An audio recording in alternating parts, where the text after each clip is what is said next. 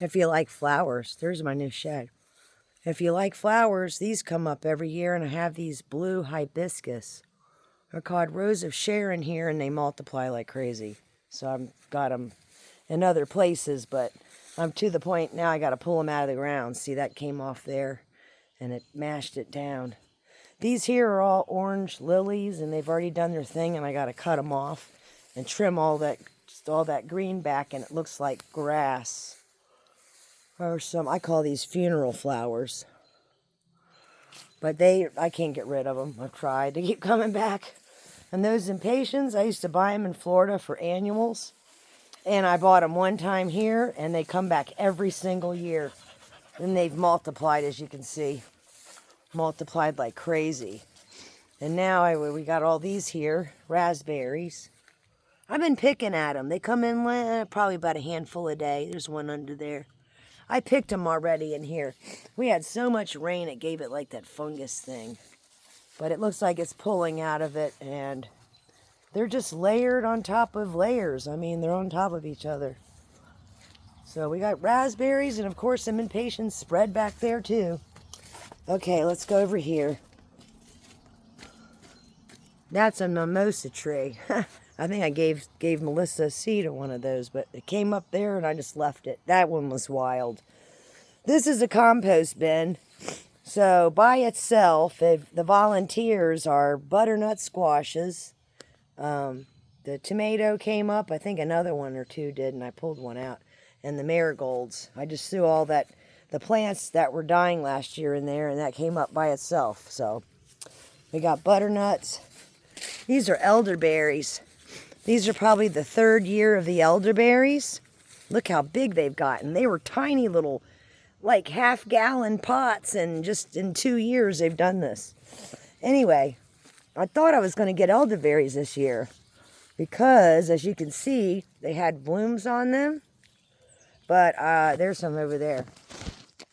But I think because I don't have another plant, another variety, they didn't get fertilized. I don't know. They might have did some. That looks pretty dead to me. I don't see anything on there.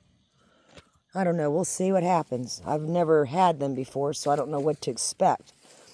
These down here are some little tiny raspberries. As you can see, the flea beetles have been munching on them, but the new shoots down below are coming up. I sprayed them. That's a new shoot right there, and the one down there died. I got them at Tractor Supply with a percentage off, like 70% off, and so that's how the raspberries started in the front of my house out there. I just showed you was I bought 2 of these sticks. One died, the other one survived, and in about 5 years, that did all that.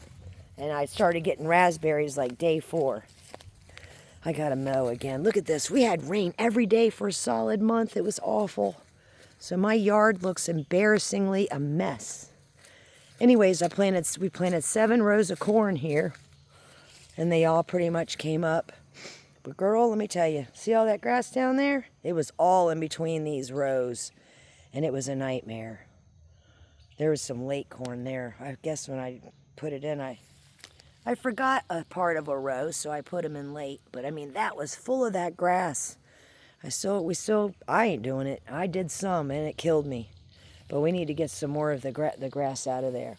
This is a volunteer tomatoes, and a volunteer watermelon. Right there, it's coming out.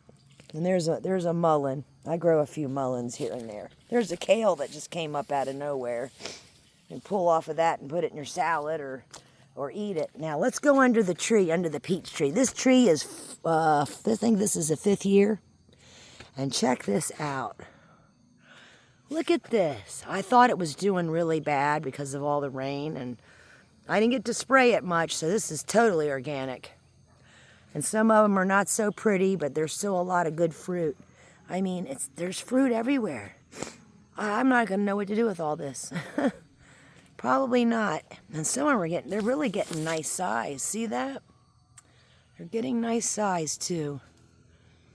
Anyway, let's go over here. There's some more peaches over here. You can see just how much this tree puts off.